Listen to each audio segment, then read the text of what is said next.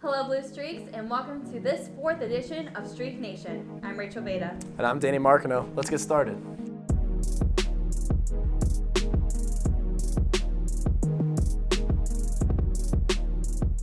First, let's dive into the swim team's update. Pun intended. We'll start with the ladies first. You've heard the phrase, every second counts. On Halloween, the ladies of the swimming team understood this well. At a meet against the Polar Bears, the Blue Streaks lost 147 to 152. Less than 1 second separated the Blue Streaks from grasping the win in 6 events. However, some JCU victories were thrown into the mix. Lindsay Fano placed first with the 100 and 200 breaststroke, and Crowley flew to first in the 100 butterfly. Jane Verdi dominated the 500 free. Sam Clark won the 1 and 3 meter dive.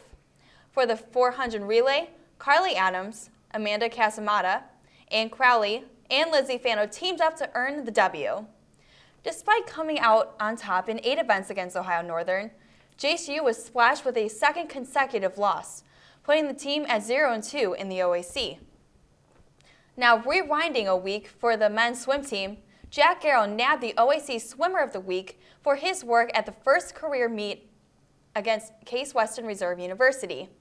Carroll broke the school record for the 100 back with a 53.76 second time. The previous record of 54.18 seconds was set by Blake Pinchot in 2009. Now, that's one way to make a first impression. Fast forward to the latest meet for the men's swim team, which was also against Ohio Northern on Halloween. The Polar Bears proved to handle the cool water better with a 186 to 112 victory over the Blue Streaks. But JCU's rookies led the pack. David Kurtak dominated the 200 breast and 200 IM. Another freshman, Tom Pasek, took the 500 free. Sophomore John Limber stood on the highest podium for the 1 and 3 meter dive. Unfortunately, these triumphs were unable to secure the win that meet. The JCU men team also fell to the Polar Bears, giving them a second consecutive loss and a 0-2 season record. The Blue Streak football team has been riding high these past few weeks and have been continuing their winning ways. The team is currently on a 5-game win streak after claiming victories over Muskingum and most recently Otterbein. The John Carroll defense has been stout as of late, allowing only an average of 7.4 points a game during the streak. The offense has been led by quarterback Jake Schaefer and running backs Roe Golphin and Stan Elad, who as a unit average almost 35 points a game. John Carroll has accomplished another noteworthy feat. The team has produced at least one Ohio Athletic Conference Player of the Week award winner in each week of competition this year. That is 9 total on the season. The latest recipient is linebacker Mason McKenrick, who earned OAC Defensive Player of the Week for the first time in his career.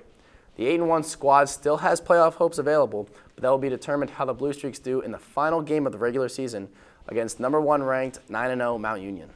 Thanks, Danny. And for all your latest updates on the Mount Union game, follow your JCTV4 sports team on Twitter at JCUTV. That's once again at JCUTV. We'll be doing some live streaming via Periscope, and we'll see if we can get a camera out there despite the rain. Now, let's kick it over to Caitlin for your update on wrestling's start of the season. Earlier this year, a new head coach of John Carroll's wrestling program was established. His name is Mark F. Haywold, and just like us, he too walked the John Carroll campus. Haywold is an alumni of JCU, in which he graduated in 2005.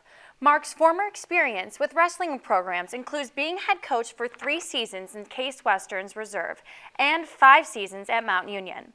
Laura Massa, director of Varsity Athletics and Recreation of John Carroll, told JCUsports.com, "We are excited that Mark has agreed to continue the strong legacy of John Carroll wrestling as our new head coach." She also stated that his past career shows successful recruiting and great competitive achievements with his past wrestlers. Mark also tells JCUsports.com, "I am taking over a program that has storied a history, and I am proud that my family has been and continues to be a part of it." Mark states this because it is noted that Mark's father had a successful career in the 1970s and also coached at John Carroll in the 80s. There is exciting history behind the name of Haywold. Name seems like Mark F. Haywold has a well-paved road to follow. Now on to the actual season, which began earlier this month. The most recent match was against Cleveland State. Cleveland State did get the best of John Carroll this past Sunday. Cleveland State won the final 3 matches to run its winning streak to 17 in a row over John Carroll since a 19-19 tie in 1998. Now we're going to send it back over to the chalkboard for Brenan to give us a wrap-up on a couple of the other fall sports team seasons. Sadly, 3 highly successful JCU sports seasons have come to an end. The women's volleyball team enjoyed another successful season as they finished with a 16-14 record overall while going 5-4 in conference. The squad earned a 5 seed in the OAC tournament and matched up against number 4 Muskingum. After winning the first 2 sets 25-23 and 25-20, the Streaks entered a thrilling potential match-clinching 3rd set. The teams went back and forth, and the set was prolonged up into the 30s when Carroll finally clinched it at 32-30. The quarterfinal win sent the Streaks into a matchup versus Heidelberg in the semis. The contest turned out to be an exciting one. The match went to a 5th and final set. Each team battled to stay alive in the tournament, but JCU was not able to prevail. The Berg took it home at 18-16 and sent the Blue Streaks packing back to University Heights. Sarah Orlandi, Kit O'Shaughnessy, and Leah Switalski were all named to All-OAC team with their superb efforts throughout the season. The men's soccer team finished out the fall with a 14-4-2 record and went 7-2 in the conference. The team earned themselves a number 3 seed in the OAC tournament after shutting out Mount Union in the quarterfinals, ousting Capital 3-2 in the semis. JCU traveled to Ada to take on Ohio Northern in the OAC championship. JCU scored first in the 40th minute and then again in the 65th.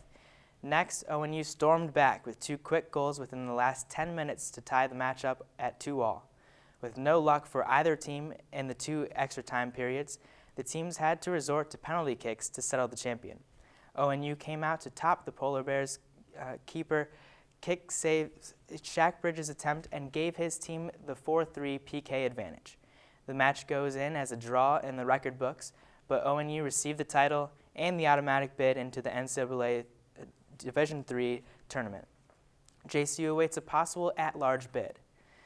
The women's team went 7-12-2 and 4-4-1 in the conference. JCU squeaked into the OAC playoff as a 6th seed and faced Otterbein in round 1. The underdog Blue Streaks shockingly upset the Cardinals in the quarterfinals by a score of 1-0. Keeper Rihanna Guarnera was magnificent with 9 saves on the night. It was JCU's first win against the Cardinals since the 2001 tournament. With spirits running high, Carroll went on to face number 2 ONU in the semifinals. The Polar Bears' high-powered offense struck twice at the end of the first period to obtain all momentum going into the half. They packed on 1 more in the second to put the score at 3-0, which is where it would stay. JCU's hard-fought season came to its conclusion. A well-deserved congratulations is due to all 3 of these teams for putting together magnificent seasons this year. Now it's time for a change of hats. This was my last show as the sports director, and I am very, very happy to congratulate my friend Danny Markino as the new sports director for the 2015-2016 season. Congratulations, Danny. You'll be great. Thank you very much. It's going to be a fun time. Well, I'm Rachel Vadaj. And I'm Danny Markino. As always, good luck to our teams, and go Blue Streaks.